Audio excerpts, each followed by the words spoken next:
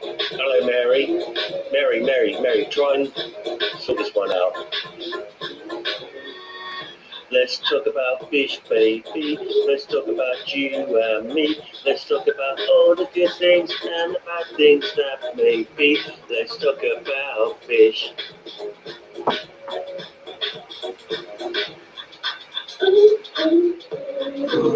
Let's talk about fish, baby. Let's talk about you and me.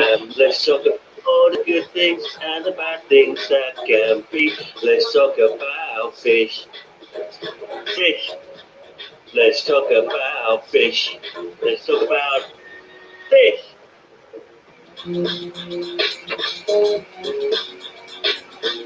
Instrumental break.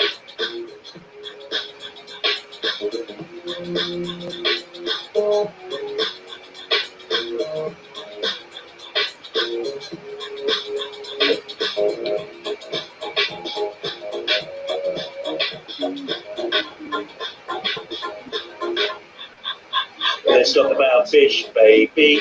Let's talk about you and me. Let's talk about all the good things and the bad things that may be. Let's talk about fish.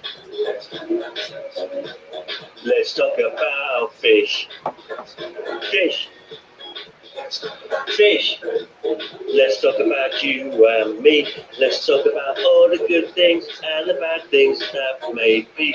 Let's talk about fish. Let's talk about fish. Fish. Do you see that picture behind him on the wall? Behind me. You know what? Look, it's hard to see. I think that one will do. All the good things and the bad things that may be. Let's talk about fish. Let's talk about fish. Fish. I can't see it. I think that one will do. You can really see it. So what do you know about the picture? Yeah. Well, it's a typical Lee. It's a picture of a room with a fireplace. There's a picture on the wall skewed like that. And there's a bunch of newspaper in front of the fireplace on fire. And some other furniture thrown around. Totally disheveled room that's about to go up in smoke. Yeah. That's what's hanging on his wall. So, Father Fish, I think we have the lag now that you played the video. I'm going to drop down and come back. Hold on a minute. Let's test Good morning. it. Oh, no, I can see it. I can see you're talking and the voice is not linking up. All right. Okay, let's try it. So I'll be right back. Oh, drop the link for me and I'll be right back. Yeah. We've been having a problem with lags of 3 or 4 seconds. So we're trying to resolve that because it gets very distracting. J-Dog, good morning. Greg the Guppy Guy. Robin, T-Bone. Hello, hello. There she is. All right, is that better? Say something. Yes. Yep. It's perfect now. It's every time you play the video, that's when the lag starts. I think well, it's close enough. We're within a second or two, I think. Yeah, okay. It's better than it was. Good. Okay. So, all right. Good morning, everyone. Good morning. Sorry. I'm missing hello. Good morning, Chad. Good morning. TJ's new life. Bunch of new people here. Yeah. Edmund Dantes. Hello, hello. Nice to see you all. And some of our regulars, Roman, Ashu, James, T-Bone. Got a whole bunch of people in here. Jeannie's in here. Ashu is having trouble. Ashu is brand new, and he's having trouble. So I want to try to see if we can figure out why he's having the problem. Ashu, Pardon? I would say Ashu's not brand new, but he's got a brand new tank, correct? That he's struggling with? Is that what's I going think on? he said he was new. He's got a blue wrench. He's not new. 8:50. I think he has a new tank he's struggling with. Ashu Shola, 8:50 a.m. I just started, and it would be a great help knowing I'm not the only one struggling to find balance and keep fish alive. Yeah, new to the hobby. Yeah. Right. Okay.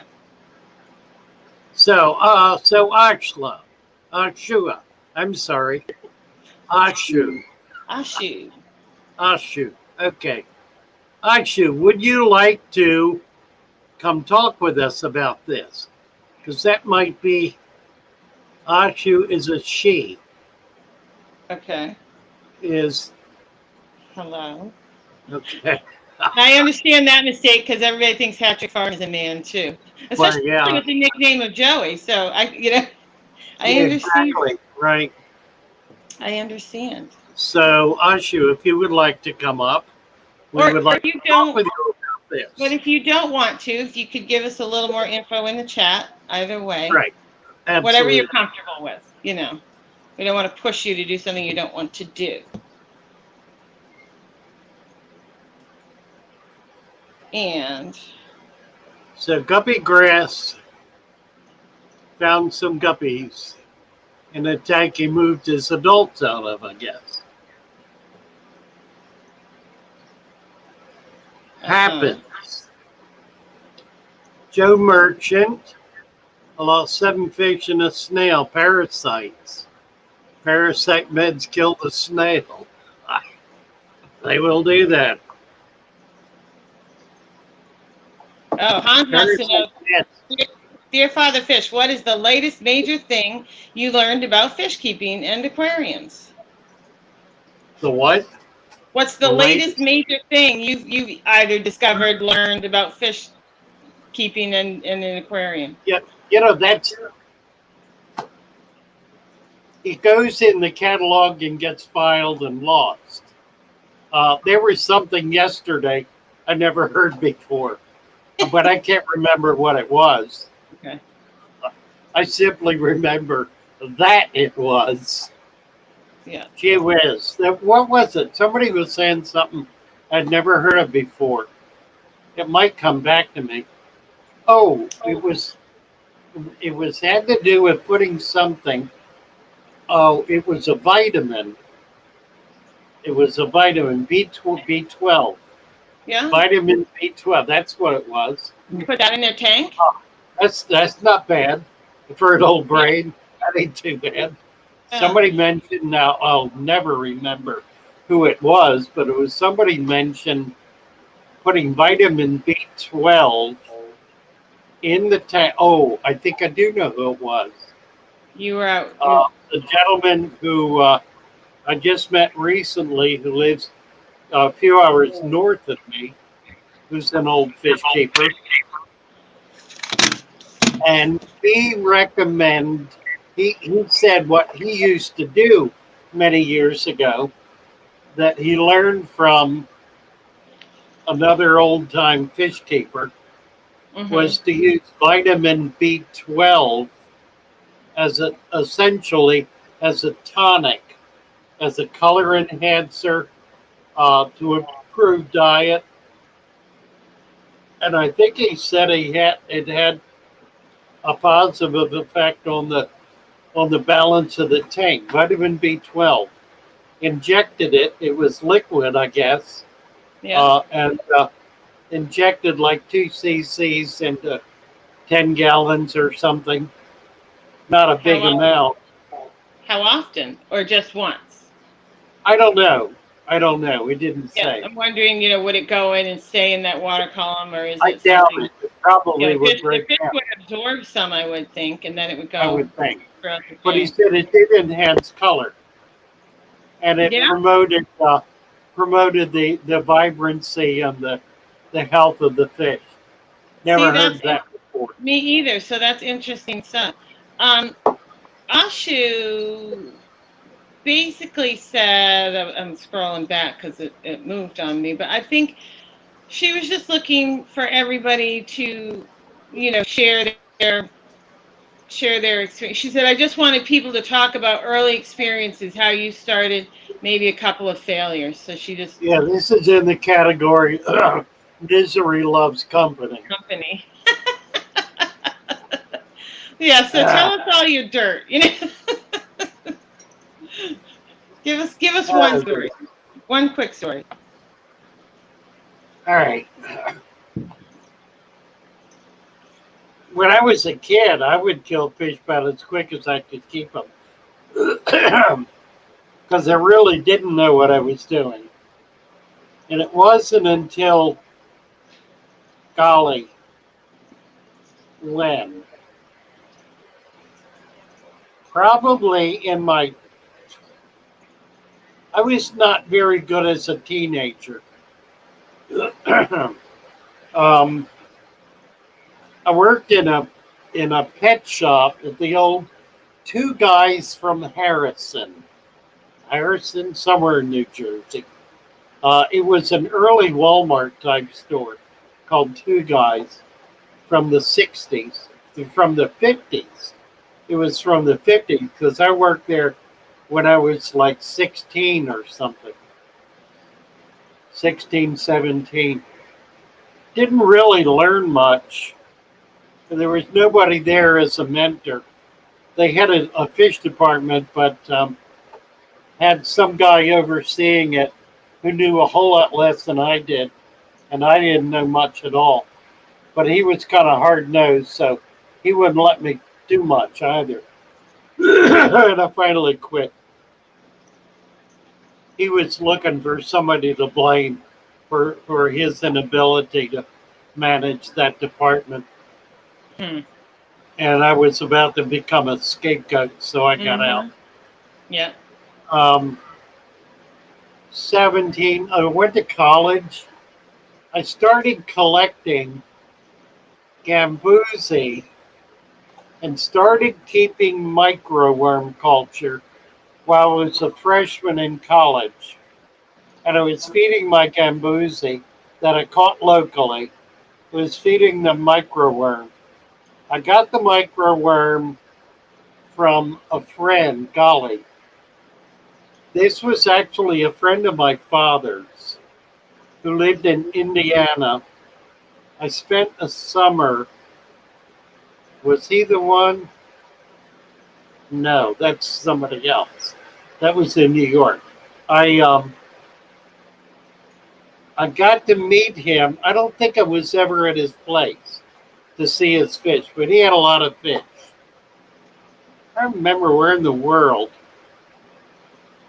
There were several older men in our home that were friends of my father. They were all ministers. Some married and some not. And I got to know them. One of them I played chess with every day. Golly, I was how old was I? 10 to 12 along in there, below 15 because we moved out of that community when I was 15. That was in Odenton, Odenton, just outside of 2nd Army headquarters in Fort Meade, Maryland. I played chess with him every day, and I beat him once. I beat him in 5 moves. He was astounded, and I was too. I didn't even know how I did it. Did he keep fish? There was somebody along there. It might have been him. Anyway, some guy in Indianapolis, I did visit him because it was north of where I was in college. And I went up to visit him during a break. Visited his fish room and brought back microworm culture. And I kept that going, I guess that whole school year, feeding it to the little fish I had caught. And I'm sure they were gambusi in a little tiny 1-gallon tank. That was really the first time.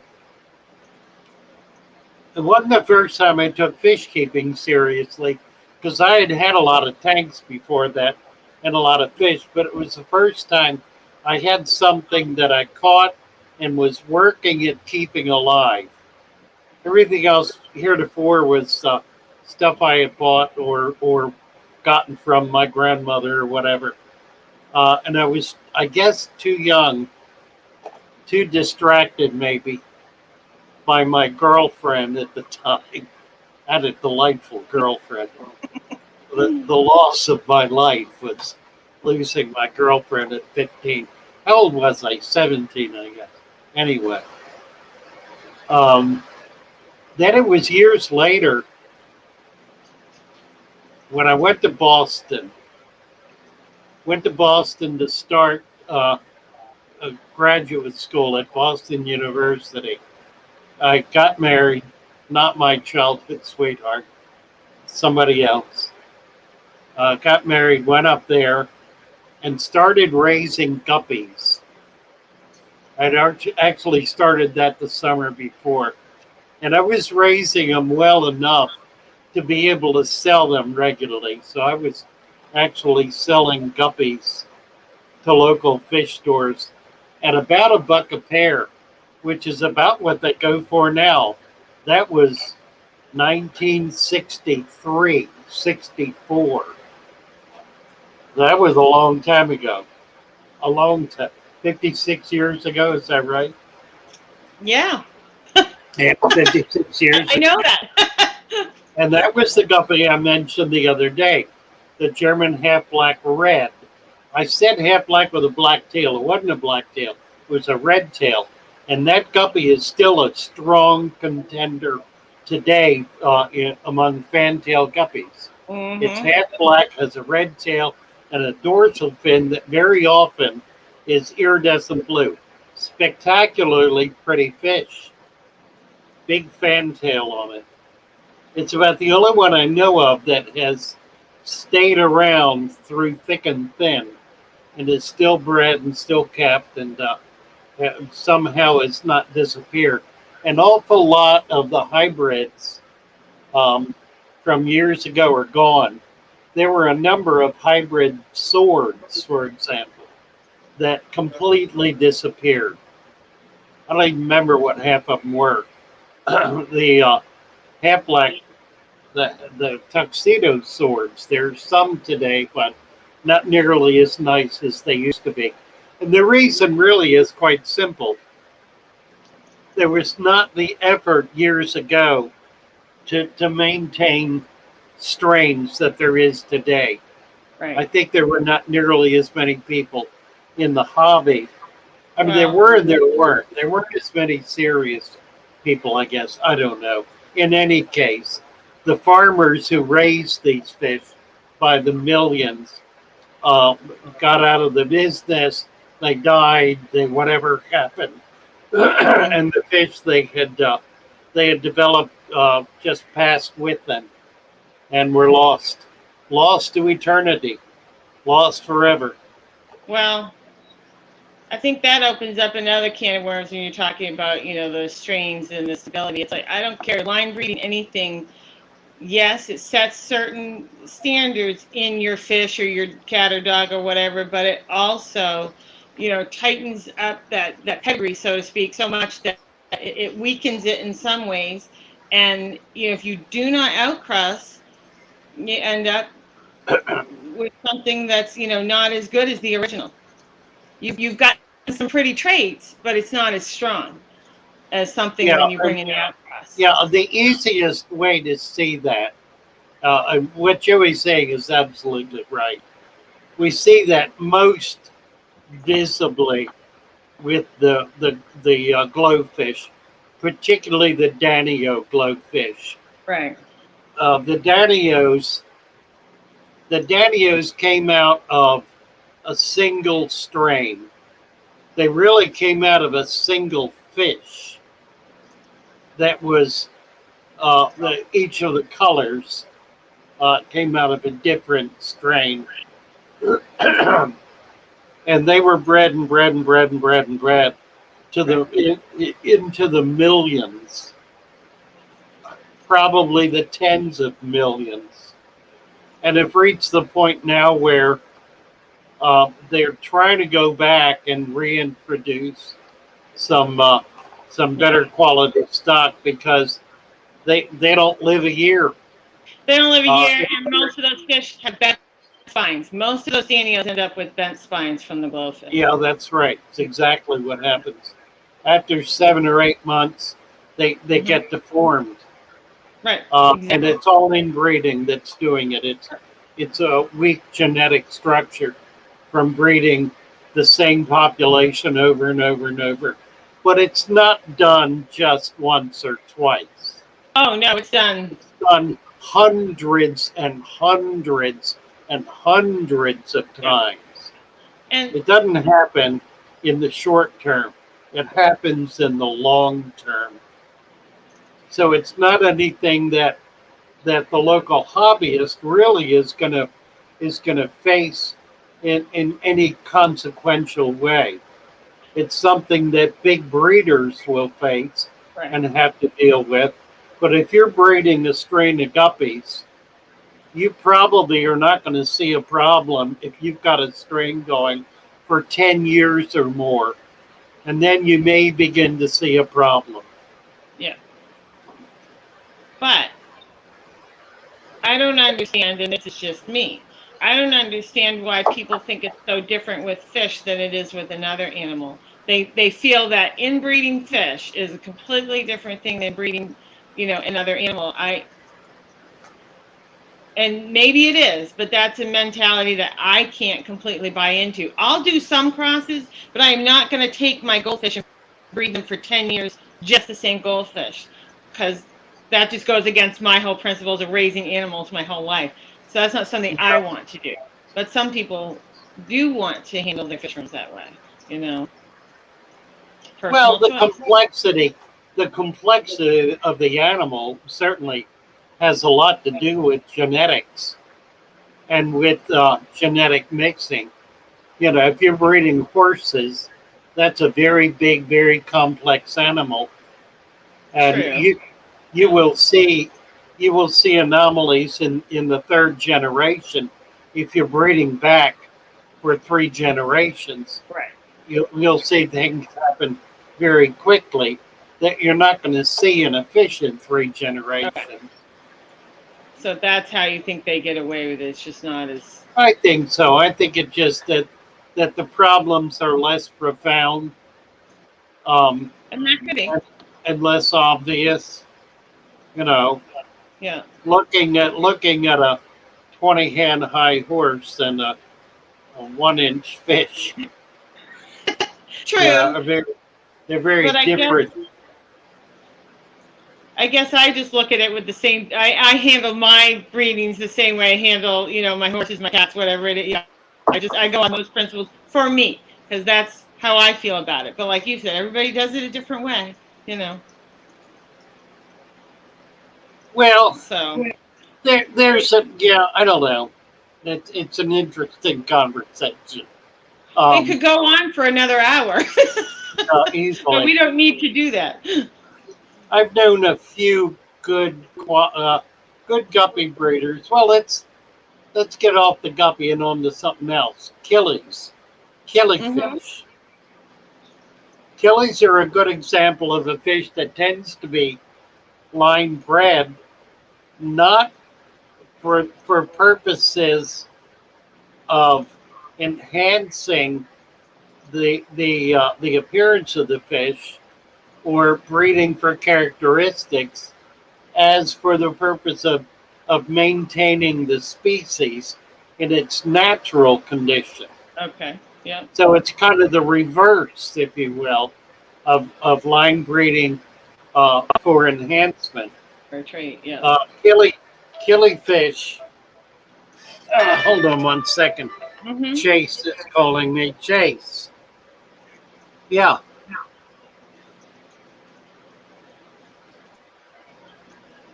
Okay. All right. Okay. Thank you. See you tomorrow. All right. I'm not going to get I have to get Thomas to mop the floor. He'll love that. All right. Anyway, I was on this genetic thing. Um, Killifish breeders, people who keep killifish, keep them in order to maintain original strains, wild caught strains. Their whole intention, those who are serious about it, is to keep a class of killies, such as the annuals, for example, and keep only that class. Then they'll try to get as many species as they can, and as many varieties of each species as they can in their collection. So they may have 100 different species of killifish, all in individual tanks. They will maintain that species for as long as they can, but they're consistently backbreeding it. They're either breeding back or they're breeding current generations out of the same school. So there will be deterioration in time. Right. Generally, these guys do this kind of thing for 10 to 15 years, and then they wind up changing their minds. They wind up getting into something else, and that usually is a more gradual process. You know, they may find some fish that they're more interested in. After a period of time, they're sort of passing them on.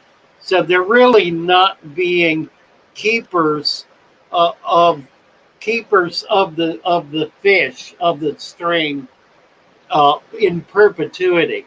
They're doing it for a length of time, 10 years, 15 years, maybe even longer. 10 to 15 is about lets it out for most of them. There's a very big killie club here in Florida. There are a few of them around the country, around the world. This one is one of the biggest and one of the best. And a number of the guys have collections as I described. And they've been around, I know, for 20, 25 years, all of them. But their collections today are different than they were 20, 25 years ago. And it's partly because there are more fish being discovered today than ever before, for whatever reasons. Either because collectors are getting into areas they haven't gotten into before, or whatever. But there are more fish to be had today than has ever been the case before. More varieties of fish. That was an empty rabbit trail. Well, you know, it happens. It happens. So, can I just touch on something for a second from last night? 40 Years Fish is here. Justin's here. And he had asked last night about those skunk cleaner shrimp babies, what they could feed on. Can you just touch on that for a moment? Because I think with the lag, we kind of missed.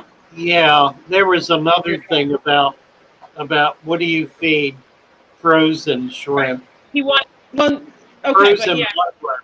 What do you feed frozen bloodworms was the question. Yeah, and you were joking around saying.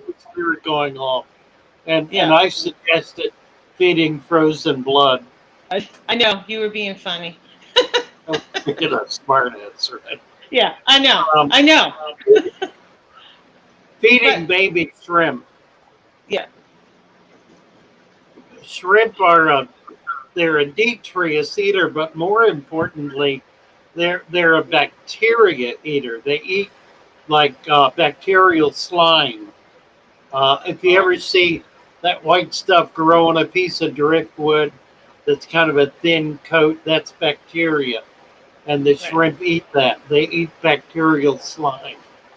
How do you create that? Well, one of the ways you can create it is with burlap. Burlap is uniquely effective at if you cut a piece of burlap, like an inch square piece of burlap, and where you get burlaps beyond me, but make sure it doesn't have dye. Pardon? You can still order burlap online. We did. Oh, all right. Just make sure it's plain burlap and not dye. Right. It's twine. It's what are they made? They're made out of. They're not cotton. What's burlap Isn't it made hemp? from? Isn't it hemp? Hemp. Yeah, I guess. Yeah.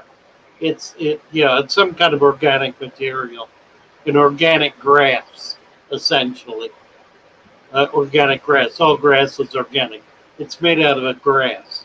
Anyway, you put that in the tank and it deteriorates, and the baby shrimp, as well as the adult shrimp, will feed on that deterioration.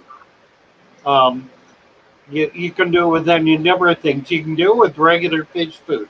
Regular fish food will deteriorate, and as it does, the baby shrimp and others will eat it. So the principle of being able to raise baby shrimp is to keep them in a well-aged tank, a tank that has a good biodiversity in it. And here we are back to the biodiversity thing. Biodiversity is absolutely critical to being able to maintain difficult to maintain animals. Biodiversity is what sustains a balanced tank. It's what keeps a tank in balance. It's really what balance means.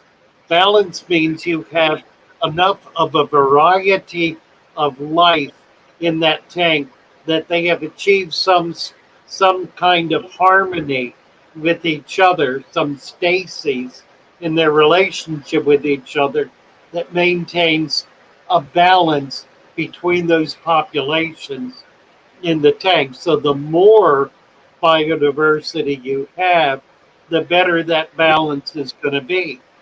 Whether you believe that species are in competition with each other or whether you believe that they are in harmony with each other doesn't really matter what your perspective on that is. The reality is that the greater the diversity, the greater the harmony. So here's the key though. You don't get there by elevating one above the other.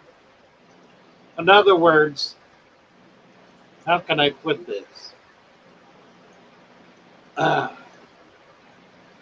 Boy, if there were ever a way to get in trouble, this is it.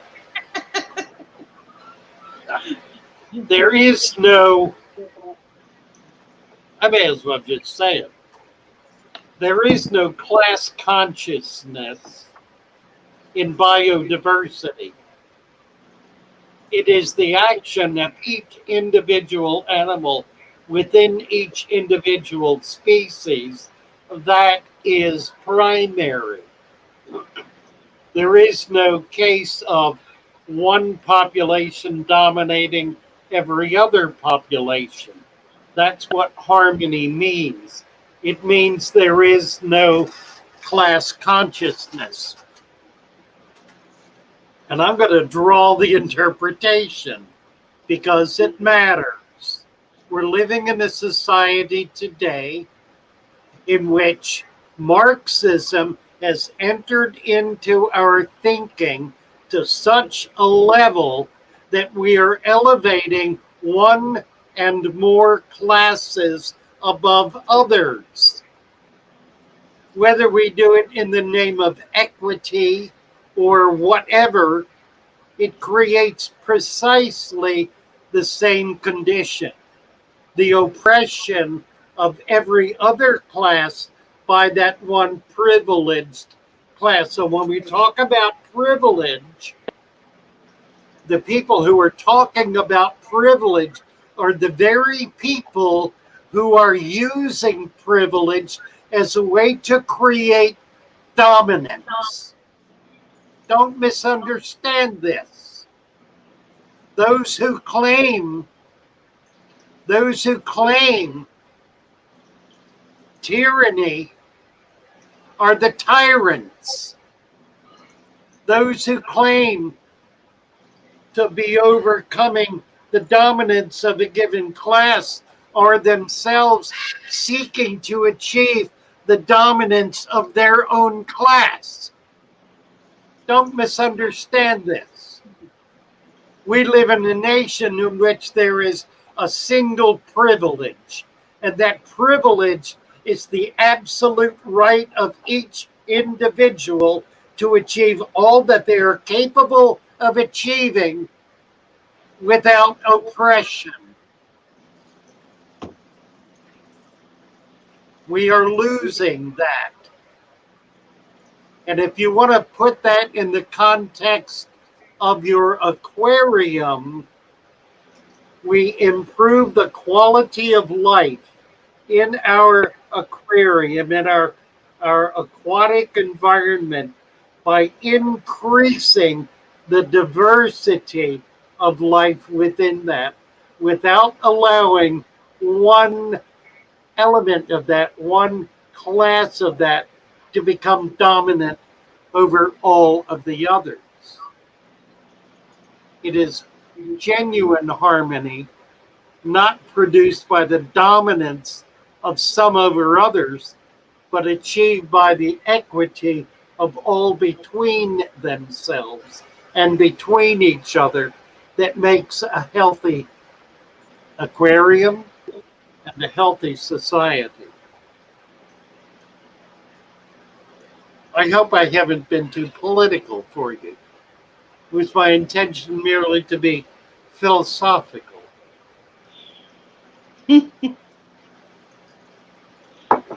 Father Fish.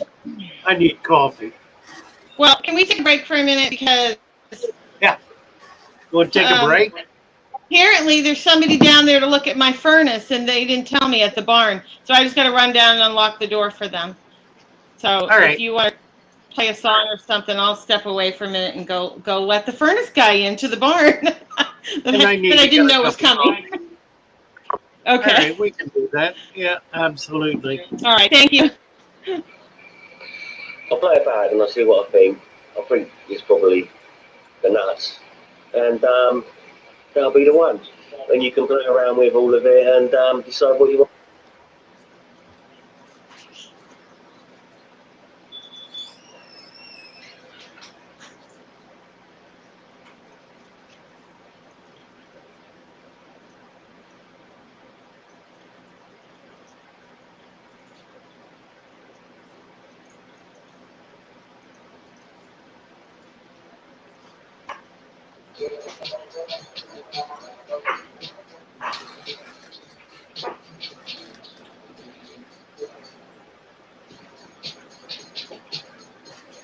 Boy, can you hear that?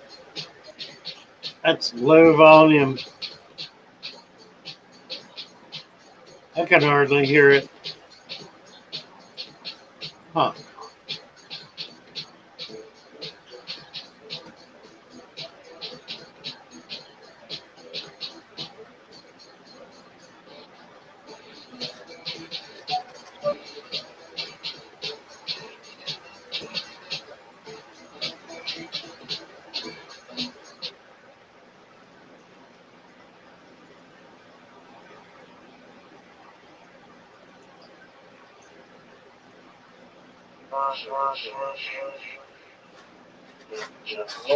More.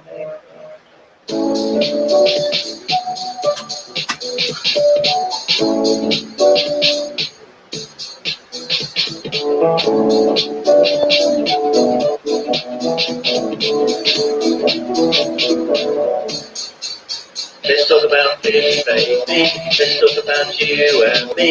Let's talk about all the good things and the bad things that make fish. Let's talk about fish. Let's talk about fish.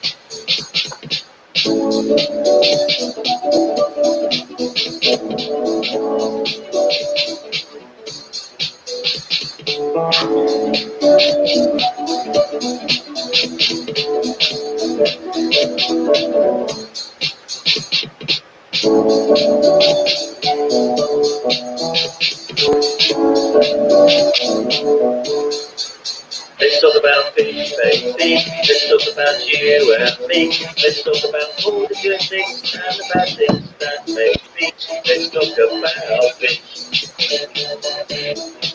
Let's talk about fish.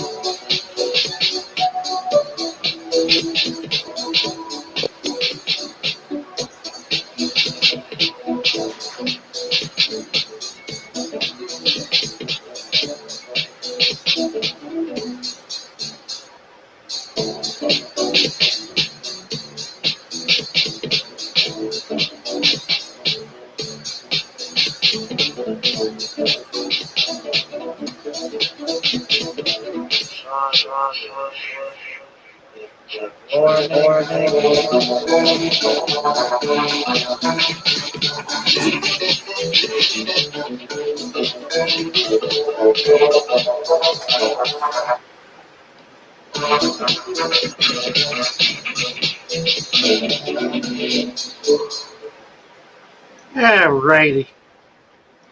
We'll get going here. Joey will be back in a minute. Let's see.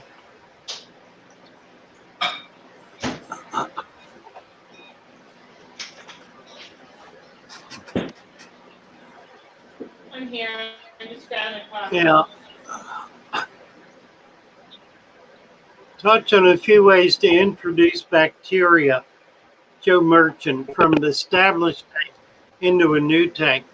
Could I just put some biomedia into the new filter? Yeah, that'll work. You can put dirt in. There are any number of ways you can do that.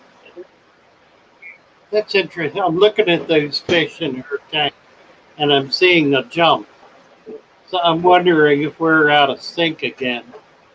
I'll bet we are. Probably because of the video. Yeah. Say Not like yes again. when I Yes. say your name, Joey. Yeah. Yes. Yeah, it's Say, about do it 4 again. seconds. Yeah, Joey, it does it every time you play a video. isn't that funny? Joey. Yes. Yeah, it's a couple of seconds. You want to? I'll post the link. Yeah. You want to drop off and come back? Okay. Huh. Interesting. Few ways to introduce bacteria. Some of the substrate from an old tank just is skim some sand off an old tank and sprinkle it on the top. Rot, driftwood, plants, water, most anything really. Filter media, an old sponge filter, anything at all from an established tank is going to bring the bacteria that's in that tank into the new tank. Anything at all. Water will do it. The easiest is probably substrate, a small amount, doesn't take much, just a little bit really, and kind of sprinkle it in, spread it out some. I had a friend who said rather than sprinkle it, he likes to lay it down in lines, because his theory is that the bacteria and other microscopic life that's being brought in from the old tank needs to be able to find. They need to be able to find each other. So he suggests putting if you're taking sand out of an old tank, put it down in a line, maybe several lines. I just think that's curious, and he may well be right. I don't know. That's weird. Never heard of it being Karuna done. Karen, hello, Karuna Karen. What else? Oh, I had noticed the question right before we went on break, but I mean, I'm sure there's many. Oh, I think somebody's been talking about TJ's new life, but he says he's still confused about raising the KH of the rainwater. Does CChem? Yeah, James Handy was plugging in on this. Yeah, James did quite a lot of work on it. Okay. And it's true, when you raise the KH, you raise the pH, because you increase the carbonate level of the water, and that allows the water to hold a more stable pH and the higher pH.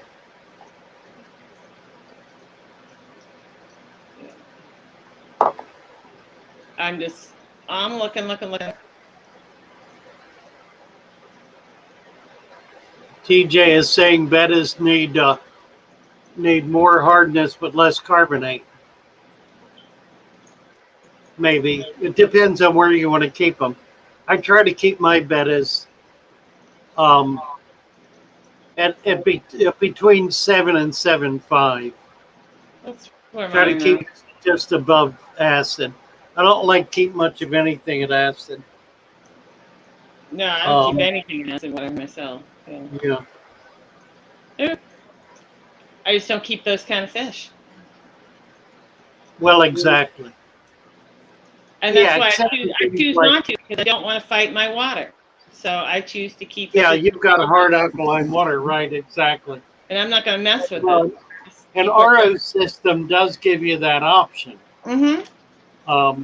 And I've got a pretty good RO system, so I do have the option of being able to have more acidic water. I found though that with rare exception, I don't. And the funny part is that the rare exceptions are some of the fish I get most excited about, but they're also the hardest to get. And I see them maybe once a year, is all. And with the kind of business I'm in, I don't get to keep them very long, a month or two at the most, and somebody will buy them out if they survive, and they don't always survive. Very rare, very hard to get fish, and to have short lifespans in aquariums, which is why they're rare and hard to get. Right. Because they're not simple to keep. I should also say that my environments here are not anything like your environments are. You know, I'm maintaining a system or a group of systems that are constantly being impacted by by new stuff coming in, new fish, new plants, new water, new everything. So I'm not real stable in that sense. But what I found, and I guess it's why I preach diversity, what I found is that the longer my tanks are set up and survive, the better they do at being able to keep fish. In the early years, the first few years, I had problems with things like neons being able to keep them. Now I don't. The tanks are far more stable. They're stronger. They're healthier. They have a greater diversity in them, and delicate fish like neons tend to do much better. I think it partly is because with greater diversity, there is greater control over the impact of certain bacteria running rampant in the tank and becoming problematic, attacking fish and becoming a danger to the health of the fish. With greater diversity, there are more controls on that, more natural controls on any one life form, and they're becoming any one bacteria particularly becoming dominant. Mm-hmm. You have a question. I don't know if you want to touch on it or not, but it's from Hans Aquariums. He says, "Dear Father Fish, are you satisfied with the development growth of your YouTube channel? What do you think the future will be for your channel?" Well, I tell you, that's strange you asked that question, because I woke up this morning feeling somewhat depressed about it. I have now gone through 3 upticks in my channel. The first one was deliberate, and that was Lucas, who asked his followers to bomb my channel. That was approximately November of 2019. That saw an uptick from 1 or 2 subscribers a day to a sudden spurt, and then it balanced out at about 5 subscribers a day, 5 to 10. The next spurt came the following May, so approximately 6 months later, when there was another surge, and that then leveled out and saw an increase, if you think about views, an increase from what had been about 200 views a day to about 1,000 views a day. And then more recently at Christmas, there was a third surge, and that has leveled out now to about 2,000 views a day. A little higher, a little lower, somewhat under 3,000, maybe 2,500. So it's like fits and starts. It'll go along. 6 months later, it'll jump up. It'll be a spike that'll level out, and then that'll go along for 6 months. Then there's a spike that levels out. That's happened 3 times now. The identical thing has happened each of 3 times. A sudden spike, an increase in viewership, and then a leveling out to a higher level. I'm right now at about 7,000. I'm pushing the 7,200. I'd like to get to 10,000. At the rate of growth now, it'll take another 6 months to get to 10,000. Now, that's 7,000 in approximately 15, 16 months. So really, on balance, it's pretty good growth. What I have never seen is an uptick that achieves anything like that kind of growth, a steady increase in growth. I never see that. I see it hit a peak, drop from that peak, and then level out at 2 to 3 times higher than it was before the peak. And I don't know why that is. I don't know what that is. I attribute it to the algorithm. I know the algorithm has got everything in the world to do with it, but being able to find the key to that seems to be a lost cause. So I don't know. One of the things I realized, we just did a new video, came out yesterday, and it's a collecting video, and it's got a lot of really fun stuff in it that everybody seems to enjoy. The rate of response to that is lower than I've had with any video in the past 30 days. It's almost down to where I was before the last growth. So I'm dipping now down even below where I was before.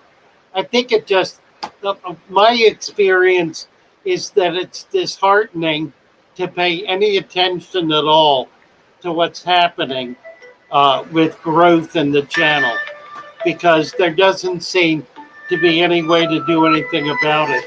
And here's the point. I have absolutely no way to reach people who I am not currently reaching. No way at all to do that. That's completely 100% up to the discretion of the algorithm.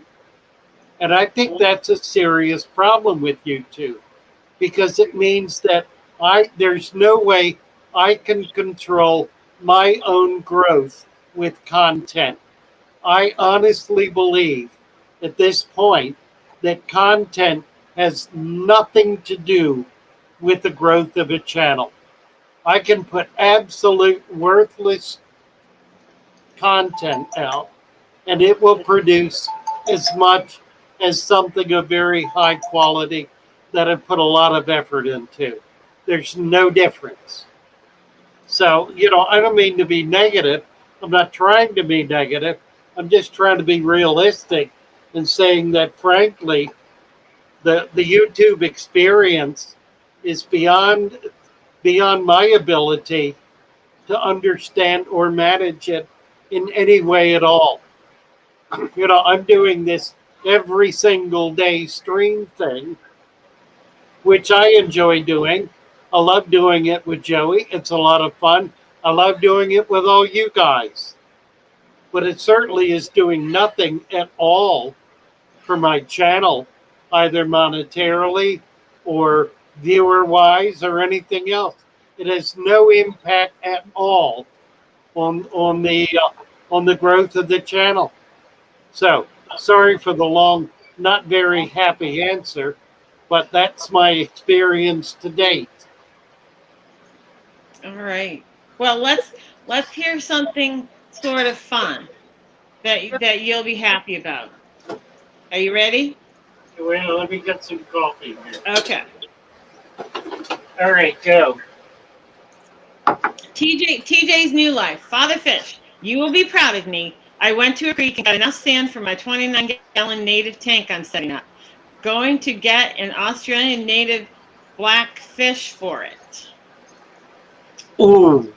So that will be cool. And we will want to see that. Yes. Yeah. So I think that's awesome. Where is that? Yeah, that is at 9:51. TJ's new life.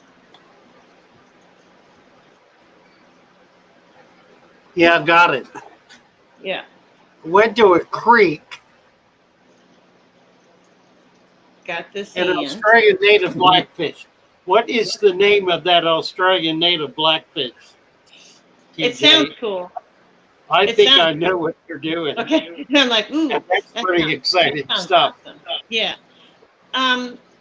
So we'll see what he comes back with. And then Ashu said she was sorry. She said, I'm sorry you were offering me to be on live chat. I would love that, show you my tank. So is that something you still want to try today?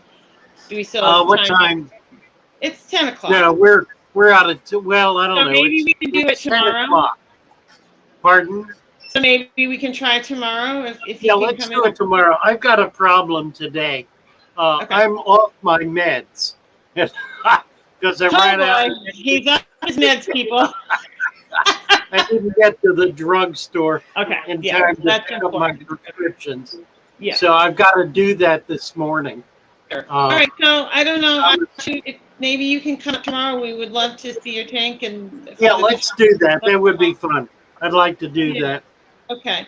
And there was something else somebody had below. Hold on.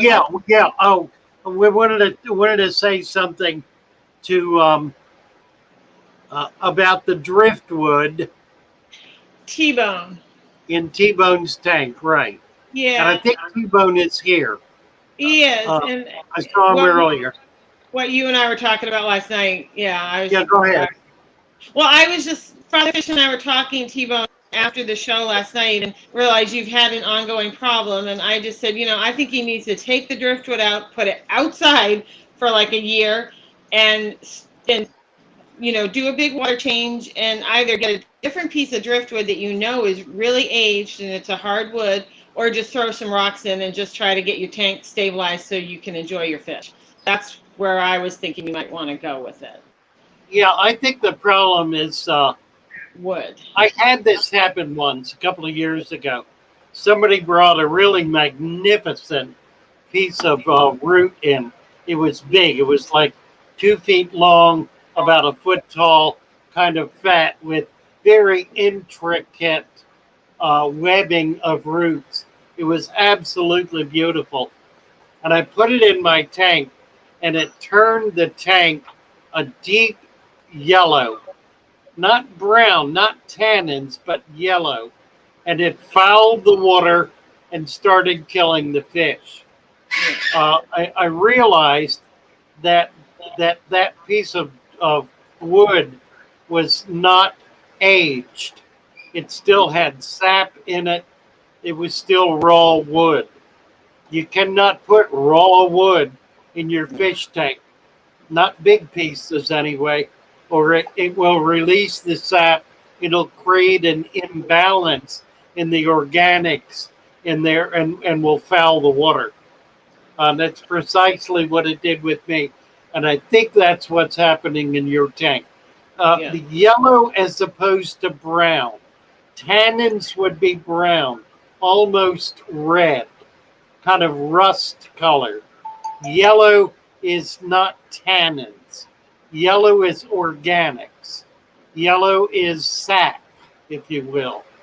So take that driftwood out, put it outside, or put it in a bucket with water in it outside, and leave it there for at least 6 months. Joey's suggesting a year.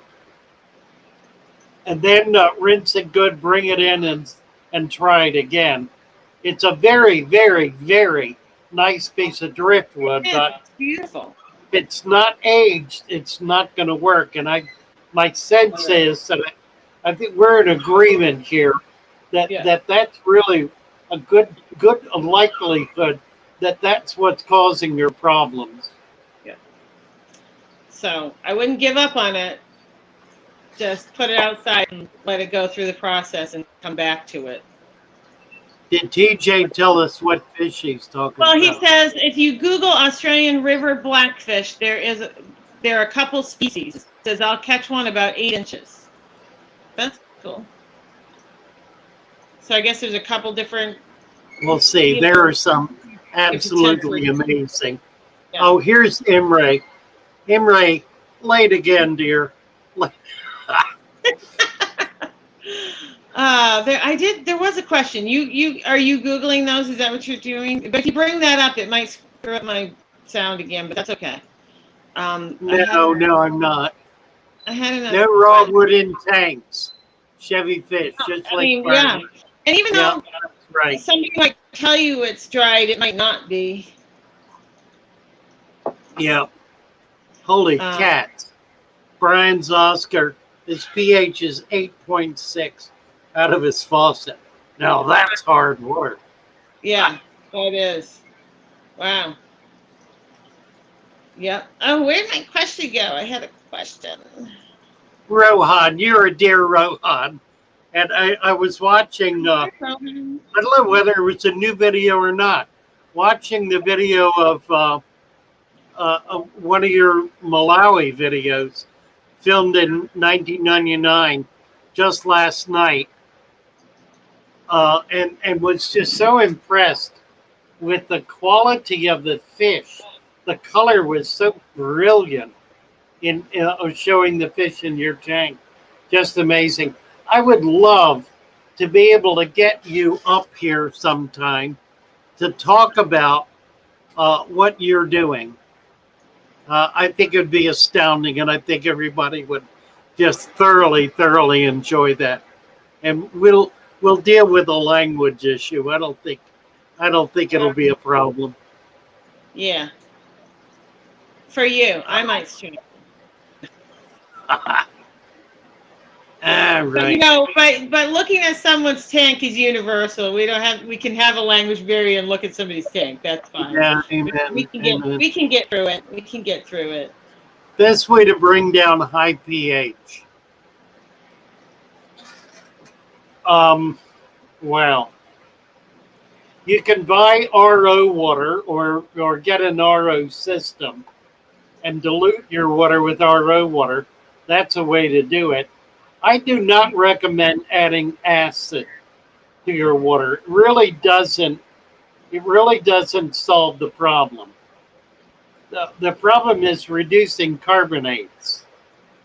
And reducing carbonates, there are no ways that I'm aware of that you can filter out carbonates other than reverse osmosis, which does precisely that. It filters out carbonates as well as any other dissolved minerals. That's really my recommendation. If you've got a consistent hard water issue and you want to get it down, spend the money to buy a reverse osmosis system. You can get one for under $100. They're not horribly expensive. You can find a used one online, typically. The cartridges for it are pretty cheap, $10 or so. So invest in a simple, basic reverse osmosis system, and then have some means of measuring the hardness in that water, so you know so you know where you're at with it.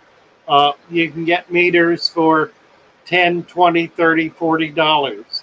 Not expensive. For not a whole lot of money, you can solve that problem by by getting the equipment you need. And you know, I'm not a troglodyte. I do believe in equipment when it's appropriate and useful and helpful. And that certainly is a piece of equipment that's usable, it's effective, it's helpful, and it's not terribly expensive. I found the question I was trying to find. Falcon Refund says, moderately planted tank. Diatoms are killing me. Any advice?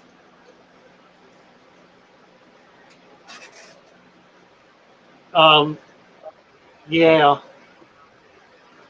you're not going to like it.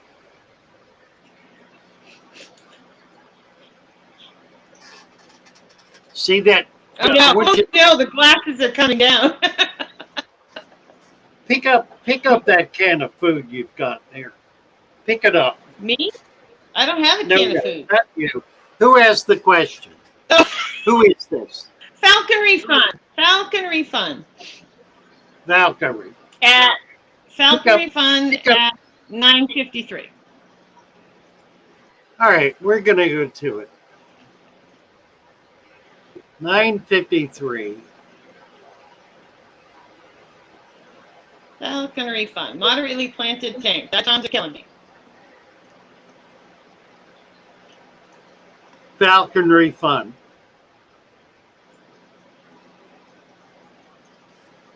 You're doing this to yourself.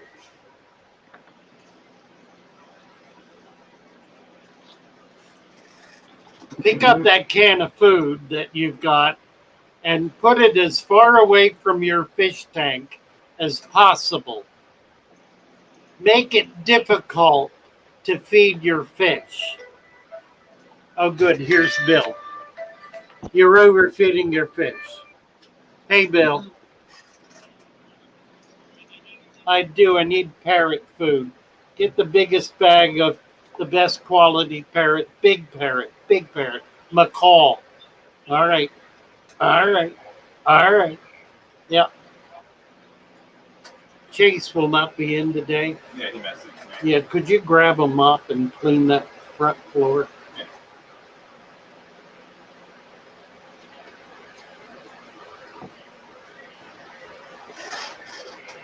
So falconry, you're overfeeding your fish. You're overfeeding your tank. Excess nutrients. Yeah, hello. Okay, you can get it. Just tell her the biggest bag of the best quality.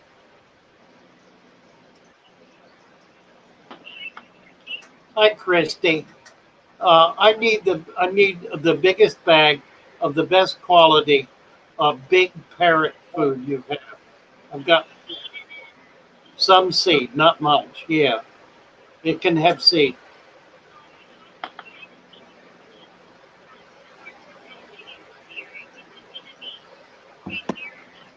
It has nuts and peppers and all that. Okay, that'll do. Big bag, please. Thank you. All right. All right. Overfeeding. Overfeeding. Diatoms is overfeeding. There's nothing else that would cause that. Excess food. Are you there, Joey? She's not there. I lost you.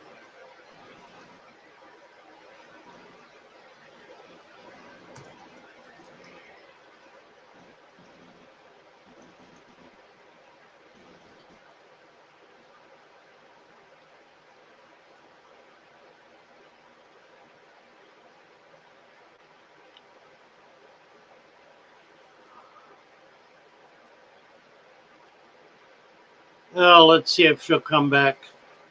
I don't quite know what happened there. Joey, come on back. Joey's fish are swimming in and out of her ear. Here she is. I don't know. You were talking on the phone, and then you just went away. Yeah, I noticed that. We're getting a gap. We're getting a breakup, not a gap, a break. There's a signal problem. Yeah. All right, we're kind of down to the end of it here. Chalupa, thank you so much. You have a wonderful following of intelligent and passionate people. The algorithm needs to steer more new people your way. Well, I think the problem... boy, I'm going to get in trouble now. Here's the problem, Chalupa. Intelligent, passionate people. That probably does not define very much of the population of the YouTube algorithm. And so we may be maxed out. We lost Joey again. You know. Oh, did you lose me? No, we're there. Am I gone? There. Okay. No. Okay. Fortier's had a suggestion for you. He said paid ads on Facebook for bringing in new people. Okay, I haven't done that in a long time. I mean, I don't Facebook, but I mean, that might be a thing. And some people do Instagram. Maybe a little thing on Instagram would bring in some new people. I don't know. Yeah, I know. I tried. I have an Instagram account. My problem is that I don't keep up with it, and I hear nobody else is either. So it's just not. Yeah. It's not being kept up with. I think the thing is the new people that you are getting are probably researching a question and they find you, by Googling. That would be my guess for some of the new people is they're finding you that way, because they're looking for help with a certain issue. That's my guess. I don't know. All right. I don't know either. Because I already found you, so I don't need to find you. So really? I don't know how a new person finds you.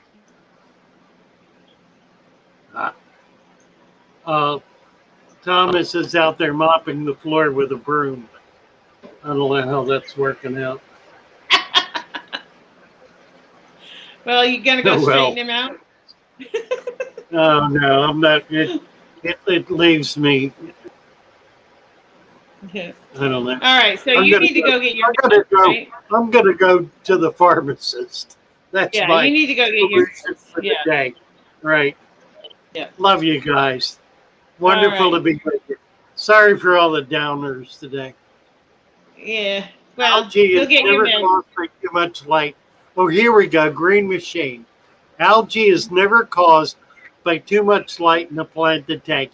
Amen to that. Amen to that. Absolutely. Algae is never caused by too much light in a planted tank. Boy, nail that one to the wall. There's you bet. Thank you all. God bless you all. Thank you.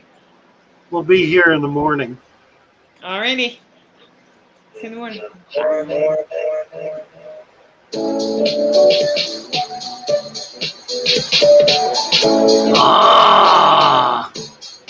Where are your puppies? I don't know. They're looking at me. They're not running over. They're looking at me like, oh, we've done this show so many times. So funny. Bye-bye, Joey. Thank you. Bye-bye. Oh, you're welcome. Thank you. It's fun. Yeah! All right. See you all in the morning. God bless. Take care. Big thumbs up. Yeah, hit the like button, people. Thank you. Here comes Bob. Oh, mute, Bogey.